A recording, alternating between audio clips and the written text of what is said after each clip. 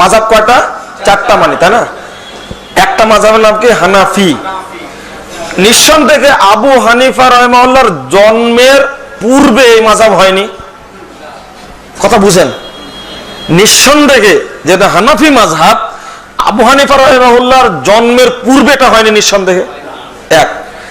হাম্বলি মাযহাব, নিঃসন্দেহে ইমাম আহমদ বিন হাম্বল জন্মের পূর্বে এটা হয়নি। তার জন্ম তারিখ দেখি, ইমাম আবু হানিফার জন্ম ৮০ হিজরিতে,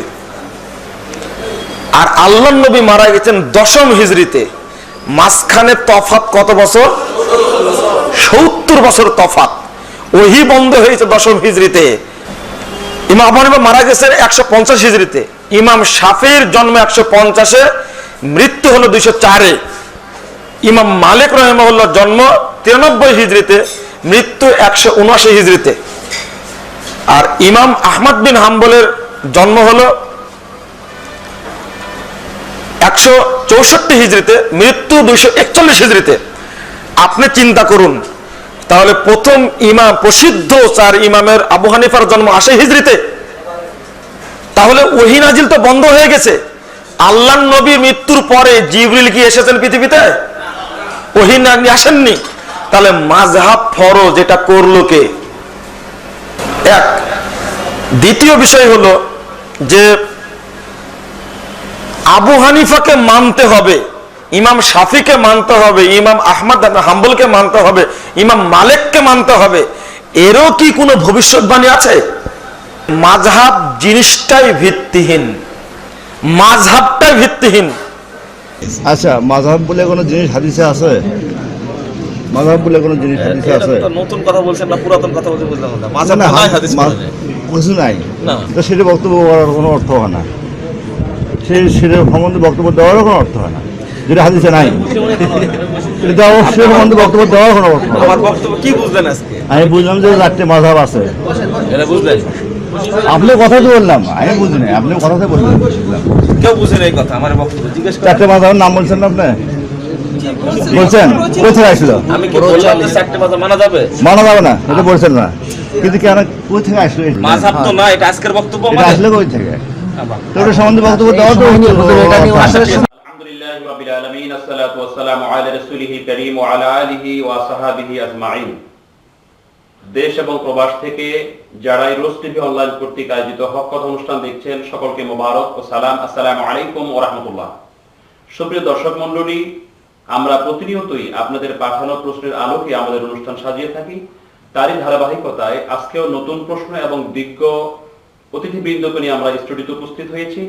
আজকে আমাদের প্রশ্নের উত্তর দেওয়ার জন্য দুজন বিজ্ঞ আলোচক উপস্থিত হয়েছেন। আমার ডানে আছেন বহু গ্রন্থ প্রণেতা, ইমাম আজম রিসার্চ সেন্টারের প্রতিষ্ঠাতা পরিচালক হযরতুল আল্লাহ হযরত মাওলানা আল্লামা মোহাম্মদ শহীদুল্লাহ বাহাদুর। আসসালামু আলাইকুম ওয়া রাহমাতুল্লাহি তাআলা ওয়া বারাকাতুহু। এবং তার ডানে আছেন বহু গ্রন্থ প্রণেতা, মুনাজ্জির আজম হযরতুল আল্লাহ মাওলানা মুফতি মোহাম্মদ আলাউদ্দিন জিহাদি। আসসালামু আলাইকুম ওয়া রাহমাতুল্লাহি ওয়া বারাকাতুহু। আমাদেরকে চাপাই নবাবগঞ্জ থেকে ভাই জালালউদ্দিন প্রশ্ন করেছেন যে মাযহাব বিষয়টি কি এবং তা মানার জরুরিয়ত কতটুকু, এবং হানাফি মাযহাবের মাসালাগুলি আসলে কি সহিহ হাদিস দ্বারা প্রমাণিত?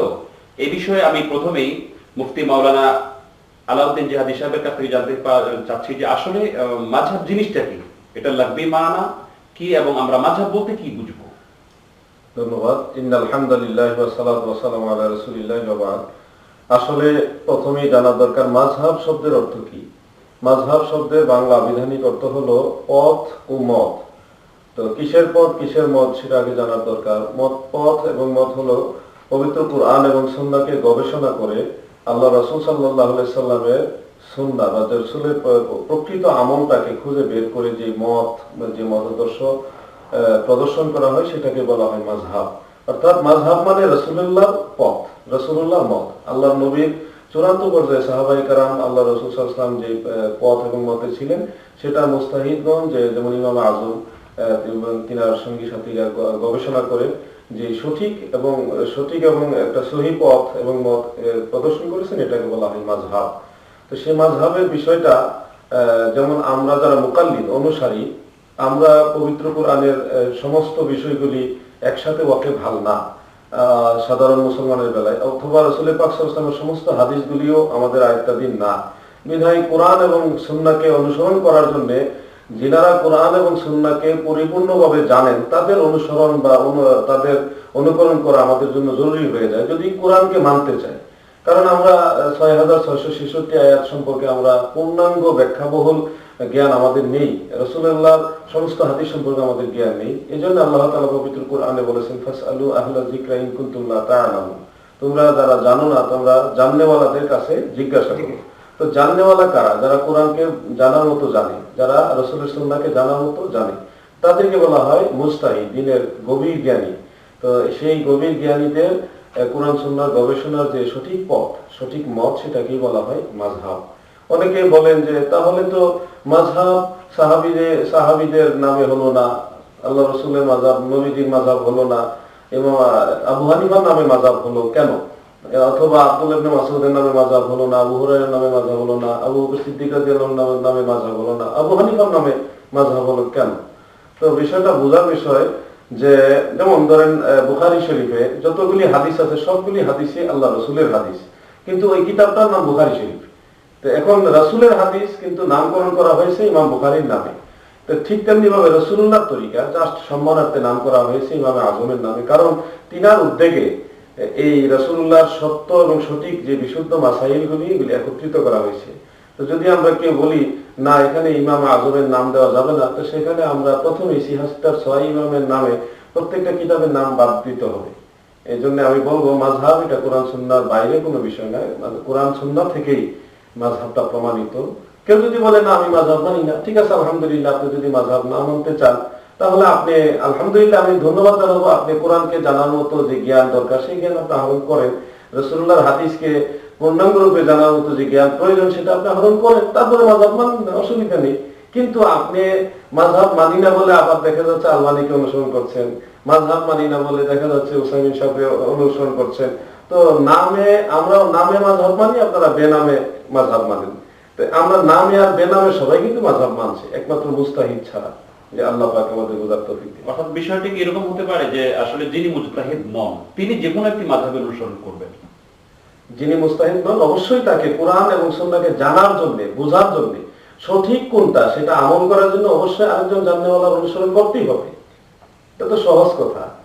এখন বিষয়টি এসেছে যে আল্লামা শহীদুল্লাহ বাহাদুর সাহেবের কাছ থেকে জানতে চাচ্ছি, সেটা হলো অনেকে আপত্তি করেন যে হানাফি মাযহাবের যতগুলি মাসালা তার অধিকাংশই নাকি সহিহ হাদিস বিরোধী। যেমন বিশেষ করে মাসালায় এসেছে যে নামাজের বিষয়টি, যে হানাফি মাযহাব যারা অনুসরণ করেন তারা নাভির নিচে হাত বাঁধেন, এটি একটি বিষয় রয়েছে। আর একটি হচ্ছে বারবার রাফুল ইয়াদাইন করেন না, একটি বিষয় এসেছে। তারপরে সূরা ফাতিহার পরে আমিন আসতে বলা একটি বিষয় রয়েছে। তারপর বেতে নামাজ 3 রাকাত, এই বিষয়গুলি রয়েছে। তো আমি আপনার কাছ থেকে জানতে চাচ্ছি আসলে তাদের দাবিগুলি সঠিক যে হানাফি মাযহাবের যে মাসালাগুলি এসেছে এগুলি আসলে সহিহ হাদিস বিরোধী? আলহামদুলিল্লাহ, ওয়াকাফা, সালাতু ওয়াসসালামু আলা রাসূলিল্লাহ। আল্লামা, আমার স্নেহের বড় ভাই আল্লামা মুফতি আলাউদ্দিন জিহাদি সাহেব যা বলেছেন তার সাথে আমি আমার প্রশ্নের জবাব দেওয়ার আগে একটি কথা শেয়ার করতে চাই, মানে যোগ করতে চাই একটি কথা। সেটি হলো যে মাযহাব মানে পথ, মত, একটি রাস্তা।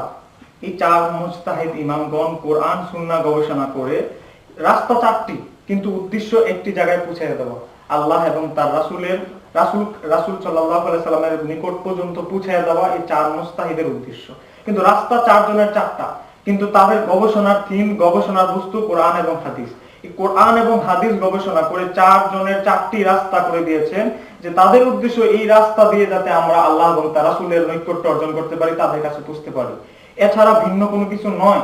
এমন কোন মনীষী, ইমাম, মনীষী, মুহাদ্দিস নেই যে যারা মুস্তাহিদ ছিলেন, বিশেষ করে 4 মুস্তাহিদ, যে 4 মাযহাবের 4 যে ইমাম তারা যে প্রসিদ্ধ লাভ করেছেন, হাজার হাজার মুস্তাহিদ ছিলেন পৃথিবীতে। এই 4 জন যে ইজতিহাদ করেছেন, ওনাদের ইজতিহাদের থিম ছিল কোরআন হাদিস ব্যতি রেখে, কোরআন হাদিস বাদ দিয়ে মন গড়া ভাবে কিয়াস করা। এই ধরনের দৃষ্টান্ত, এই ধরনের বক্তব্য কেউ আজ পর্যন্ত দেননি। তো এই ধরনের সেই দৃষ্টিকোণে আমরা দেখি যে 4 মাযহাবের 4 জন ইমামই যেই ফতোয়া দিয়েছেন, সহিহ হাদিস না পেলে, কোনো দৃষ্টান্ত না পেলে, কোনো দলিল দৃষ্টিগোচর না হলে ইচ্ছা করে ওনারা কিয়াস করতেন না। এই ধরনের বক্তব্য আজ পর্যন্ত কোনো ইমাম মনীষী তাদের জীবনীতেও দেননি এবং তার কোনো প্রমাণ দিতে পারেননি। ইবনে তাইমিয়া মাজমাউল ফতোয়ায় বলেছেন, কোন মাযহাবের ইমাম যদি ফতোয়া দেয়, সেই বিষয়ে যদি কোন হাদিস জানা না পায়, আমরা যদি হাদিস না পাই, তাহলে সেই বিষয়ে সুনিশ্চিত হওয়া যাবে না যে তাদের কাছে কোনো হাদিস পৌঁছে নেই।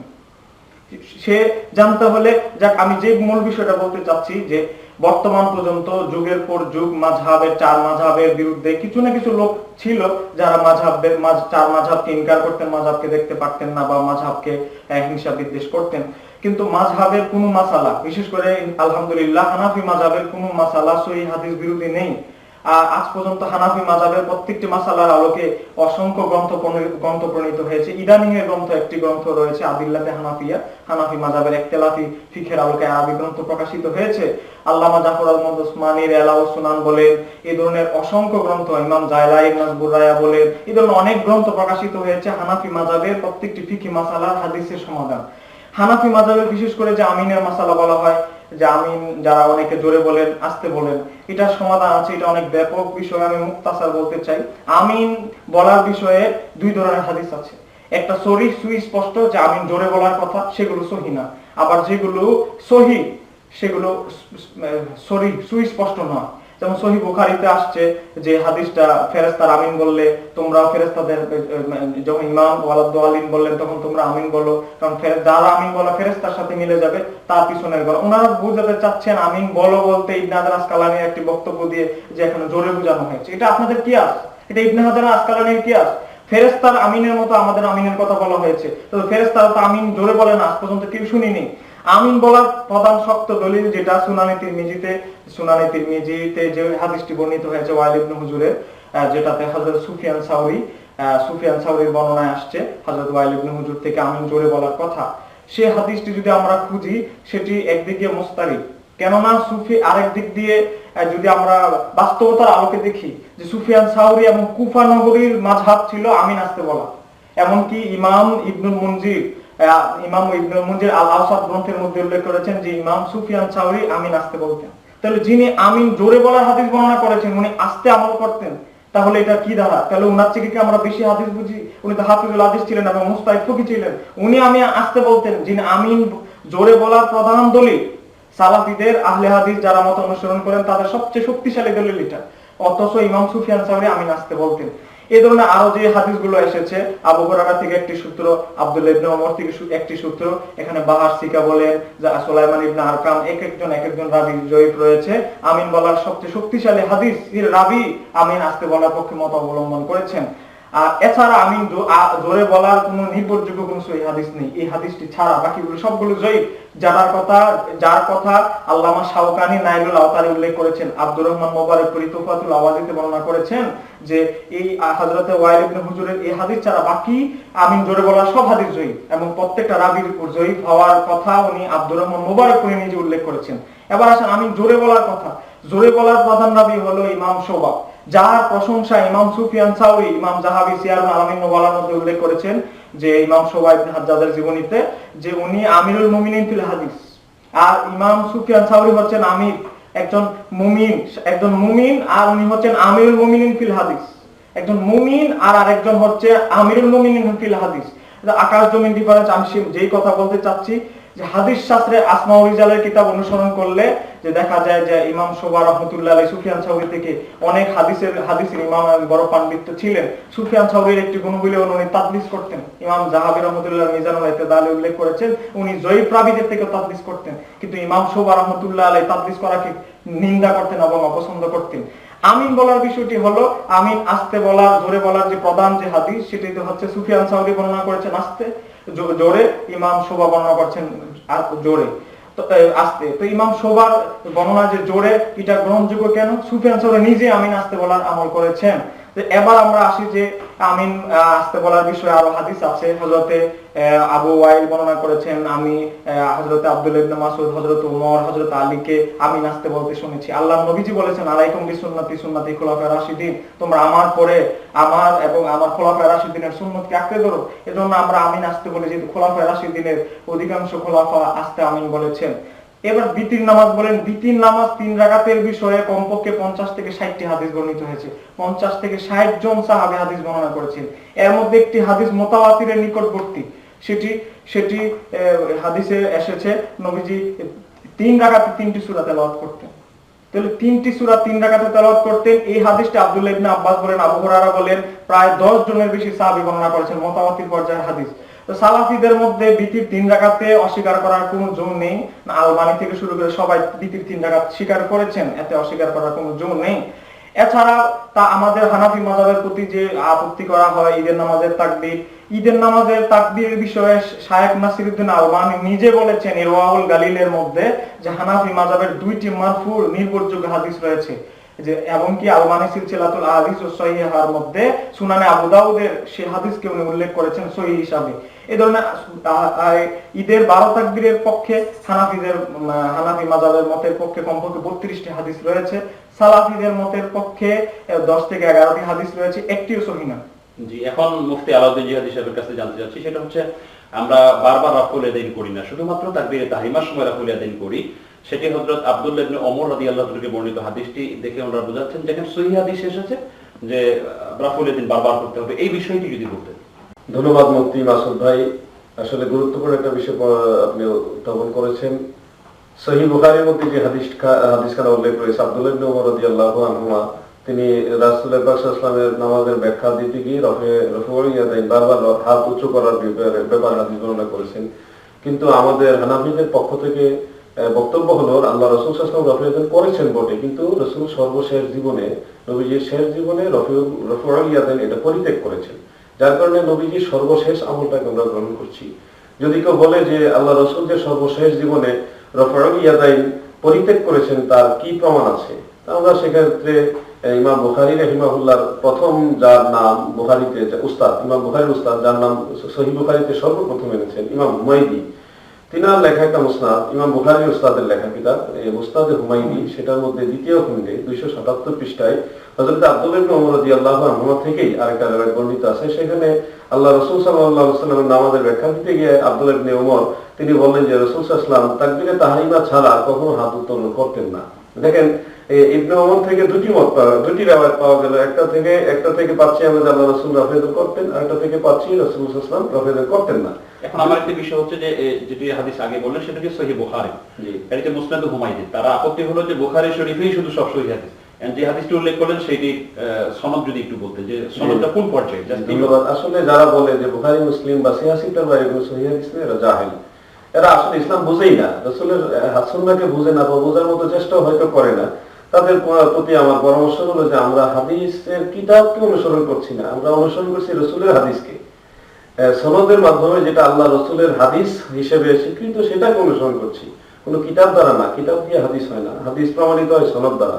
যে হাদিসটা মুসনাদ হুমায়দির মধ্যে আছে সেখানে সনদটা এইভাবে উল্লেখ রয়েছে, হাদাসানা হুমায়দি ওয়া হাদাসানা জুহরি হাদাসানা সালিম ইবনে আব্দুল্লাহ আন আবিহি ক্বালা, এইভাবে উল্লেখ রয়েছে। অর্থাৎ ইমাম হুমায়দি হাদিস বর্ণনা করেছেন ইমাম জুহরি থেকে, এবং ইমাম জুহরি হাদিস বর্ণনা করেছেন সালিম বিন আব্দুল্লাহ অর্থাৎ আব্দুল্লাহ ইবনে ওমরের ছেলে, তিনি তিনার পিতা অর্থাৎ আব্দুল্লাহ ইবনে ওমর থেকে হাদিস বর্ণনা করেছেন। এবং এখানে সমস্ত রাবীগণ বুখারী মুসলিমের রাবী, অতএব এটাকে জয়ী করার কোনো ধরনের সুযোগ নেই।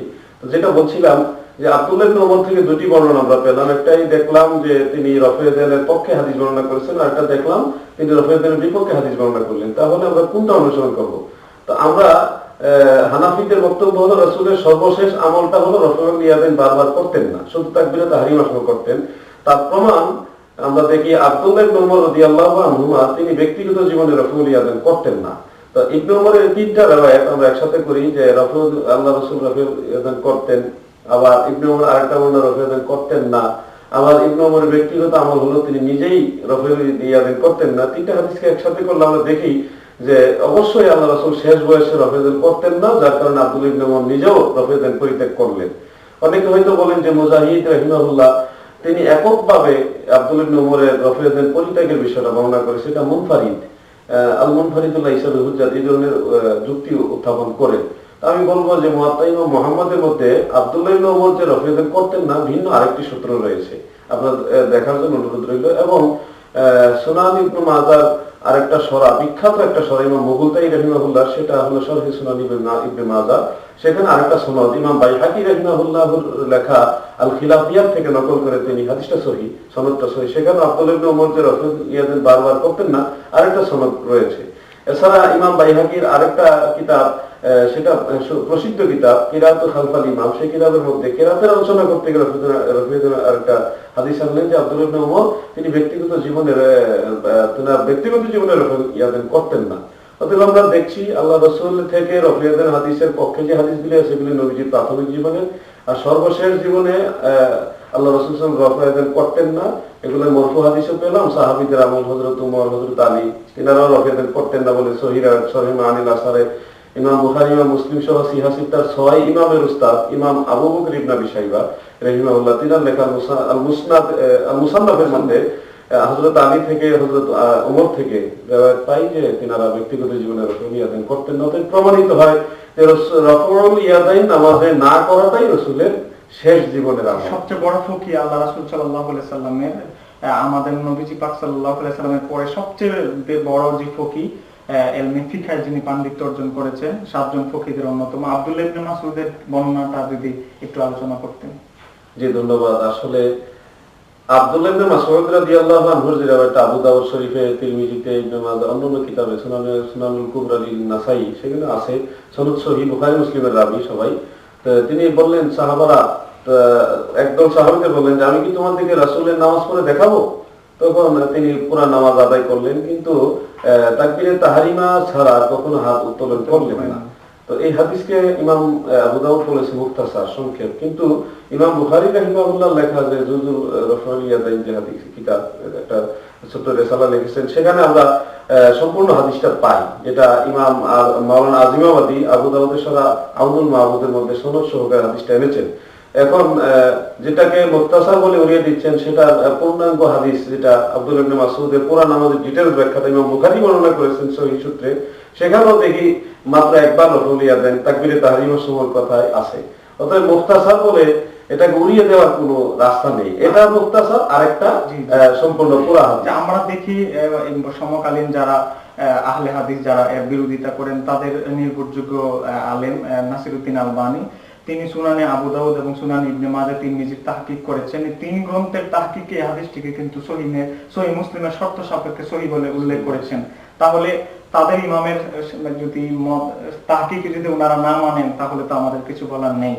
আরেকটা জিনিস হুজুরের সাথে আমি শেয়ার করতে চাই, সেটা আমরা একাধিকবার বলেছি, আর আগে বলেছি, নবীজি বলেছেন আলাইকুম বিসুন্নতি সুন্নতি খুলাফায়ে রাশিদিন। ইমাম তাহাবী শরে মানিল আসারে ইমাম ইবনে আবি শাইবা আল মুসান্নাফে উল্লেখ করেছেন যে আব্দুল্লাহ ইবনে মাসউদ নিজে বলতেছেন আমি নবীজি, আবু বকর, ওমরের পিছনে নামাজ পড়েছি, তারা 3 জনই যে প্রথম তাকবীর ব্যতীত আর হাত উত্তোলন করেননি। তাহলে এখন আমরা 4 জন পাচ্ছি। আল্লাহ নবীজির আমল বর্ণনা দিচ্ছেন হযরত আবু বকর, হযরত ওমর এবং আব্দুল্লাহ ইবনে মাসউদ নিজে। এই 4 জন বিখ্যাত ব্যক্তি, তাদের উপরে পৃথিবীর কোন সম্মানিত ব্যক্তি নেই, তারা রফুল ইয়াদাইন করতেন না। এবং এর মধ্যে 2 জন কিন্তু খোলাফায়ে রাশিদিন রয়েছেন, 2 জন খোলাফা রয়েছেন, তো তাদেরকে অনুসরণ করা সুন্নাত। তাহলে তো আমরা বুঝি এই হাদিসের আলোকে যে রফ ইয়াদাইন না করাটাই সুন্নাত হিসেবে সাব্যস্ত বোঝা যায়। সর্বশেষ সংক্ষেপে জানতে চাচ্ছি যে আসলে আমরা যারা হানাফি মাযহাব অনুসরণ করি তারা নাভির নিচে হাত বাঁধি, তাকবীরে তাহরিমার পরে নাভির নিচে হাত বাঁধি, এইটিকে বলে যে না এটি যঈফ হাদিস, এর কোনো ভিত্তি নেই, এই বিষয়টি যদি বলতেন আল্লামা শহীদুল্লাহ বাহাদুর। জি, নাভির নিচে হাত বাঁধার বিষয়ে 7 থেকে 8টি হাদিস রয়েছে। বুকের উপরে হাত বাঁধারও 3 থেকে 4টি হাদিস রয়েছে, একটিও সহিহ নয়। বুকের উপরে আমাদের নাভির নিচে হাত বাঁধা আমাদের প্রথম দলিল হচ্ছে মুসান্নাফ ইবনে আবি শাইবা, যার বর্ণনা ইতিপূর্বে আল্লামা মুফতি আলাউদ্দিন জিহাদি সাহেব দিলেন। মুসান্নাফ ইবনে আবি শাইবার হাদিসে, যেটাকে দারুল কিবলা, দারুল তাজ এবং দারুল কিবলা, দারুল উলুম ইদারাতুল মারিফ করাচি পাকিস্তান থেকে প্রায় 4 থেকে 5টি প্রকাশনা থেকে শায়েখ আল্লামা আবু আওয়ামা তাহকিককৃতে তার সম্পাদনায় যে গ্রন্থটি প্রকাশিত হয়েছে মুসান্নাফ ইবনে আবি শাইবা, সেখানে হাদিস স্পষ্ট রয়েছে, হযরত ওয়াইল ইবনে হুজর বর্ণনা করেছেন যে উনি নবীজির সাথে নামাজ পড়েছেন, যে নবীজির ডান হাত বাম হাতের উপরে রেখে নাভির নিচে রেখেছেন। এই হাদিসটির সনদ সহিহ হওয়ার বিষয়ে আজ পর্যন্ত কোন ইমাম মনীষী আপত্তি করেনি, এমনকি কোন আহলে হাদিস আলেমও এই হাদিসটি সনদ দিয়ে আপত্তি করেনি। তারা তাহতা সুরাতি এই শব্দটি নিয়ে আপত্তি করেছেন। আমরা দেখতে পাচ্ছি যে শায়েখ আওয়ামা দারুল কেবলা জেদ্দা থেকে যেটা ছাপা হয়েছে, সেখানে উনি 2 থেকে 3টি পাণ্ডুলিপির স্ক্রিনিং ছবি দিয়েছেন, যেখানে উনি যে তাহতা সুরাতি পাণ্ডুলিপি যেখান থেকে পেয়েছেন, যে মাক্তাবা থেকে পেয়েছেন, যে পাণ্ডুলিপি থেকে পেয়েছেন, তার স্ক্রিনিং ছবি সহ উনি দিয়েছেন। তো এই হলো আমাদের প্রধান দলিল। দ্বিতীয়, আবু দাউদ, ইবনে মাজাহ, আবু দাউদ, দারাকুতনি সহ অনেক হাদিসের কিতাবে হযরত আলী রাদিয়াল্লাহু তাআলা থেকে একটি বর্ণনা রয়েছে। এখানে ওনারা বলেন যে এখানে আব্দুর রহমান ইবনে ইসহাক একজন জয়ীফ রাবী রয়েছেন। তো এখন আমরা বলবো ইমাম ইবনুল বার আত-তামহিদ গ্রন্থের মধ্যে একটি হাদিস নকল করেছেন যে আব্দুর রহমান ইবনে ইসহাক সেই রাবী সেখানে নেই। সেখানে হযরত আলী রাদিয়াল্লাহু তাআলা বলেছেন যে ডান হাত বাম হাতের উপরে রেখে নাভির নিচে স্থাপন করবে। তাহলে এই আব্দুর রহমান ইবনে ইসহাক বাদ দেন, এই রাবী যদি সনদ জয়ীফ হয় তাহলে সেই সনদ দেখেন মাওলা আলীর থেকে। এছাড়া আরো তাবী সাহাবীদের আরো কর্ম রয়েছে নাভির নিচে হাত বাঁধার বিষয়ে। আর বুকে হাত বাঁধার প্রধান দলিল সহিহ ইবনে খুজাইমার যে হাদিসটি, সেখানে সুফিয়ান সাউরীর যে ছাত্র মুহাম্মদ বিন ইসমাইলের বিষয়ে ইমাম বুখারী বলেছেন মুনকারুল হাদিস।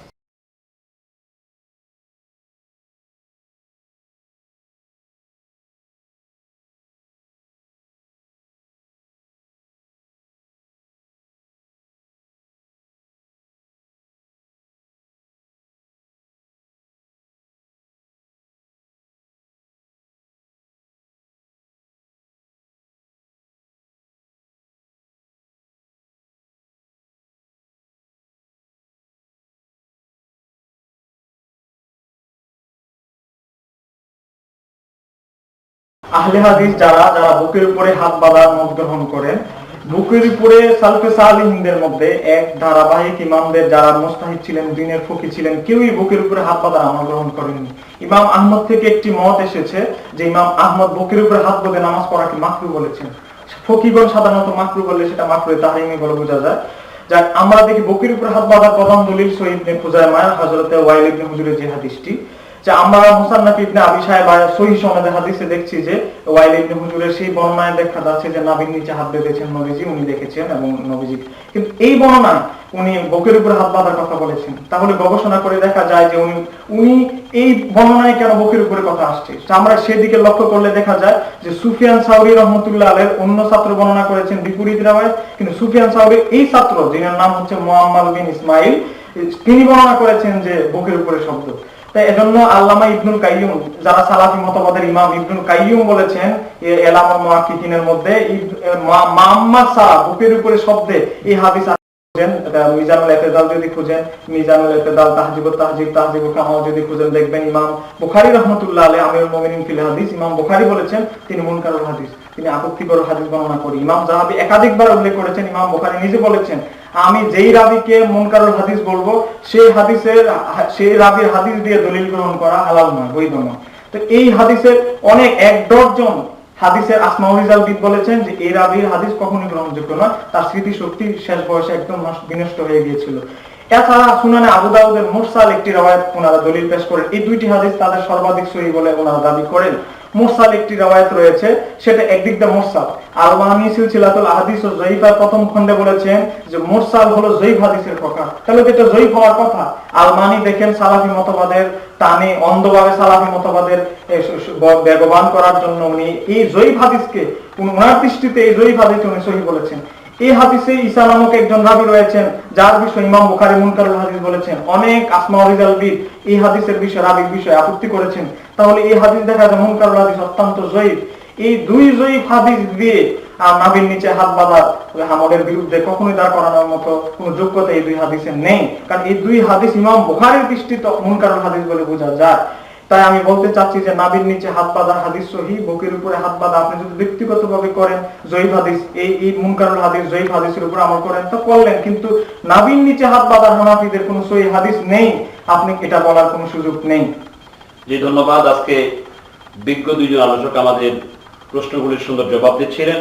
সুপ্রিয় দর্শক মণ্ডলী, হানাফি মাযহাবের সমালোচিত যে মাসআলাগুলি এগুলি তারা বলে থাকে যে সহিহ হাদিস নেই, এগুলি বিষয়ে বিস্তারিত জানতে চাইলে আল্লামা মাওলানা শহীদুল্লাহ বাহাদুরের প্রমাণিত হাদিসকে জাল বানানোর সর্বোন্মোচন দ্বিতীয় খণ্ড বিশেষ করে আপনারা সংগ্রহ করবেন, এবং মুফতি মাওলানা আলাউদ্দিন জিহাদি সাহেবের সুন্নি নামাজ বা এর নতুন সংস্করণে আরো ব্যাপক হারে সনদ বিশ্লেষণ সহকারে বের হচ্ছে আল কোরআন এবং সহিহ হাদিস আর সহিহ নামাজ। এই দুটি বই সংগ্রহ করলে আশা করি কেউ আপনাদেরকে বিভ্রান্ত করতে পারবেন না, ঈমান নিয়ে কবরে যেতে পারবেন। আল্লাহ পাক আমাদেরকে তৌফিক দান করুন। যাওয়ার আগে আবার অনুরোধ করি আপনারা রোজ টিভি অনলাইন সাবস্ক্রাইব করুন, সুন্নিয়ত, তরিকত এবং মাযহাবী বিষয়গুলি সহিভাবে জানার জন্য এবং সকলকে জানানোর জন্য এই ভিডিওগুলোকে শেয়ার করুন। আসসালামু আলাইকুম ওয়া রাহমাতুল্লাহি ওয়া বারাকাতুহু। আসসালামু আলাইকুম। আসসালামু আলাইকুম।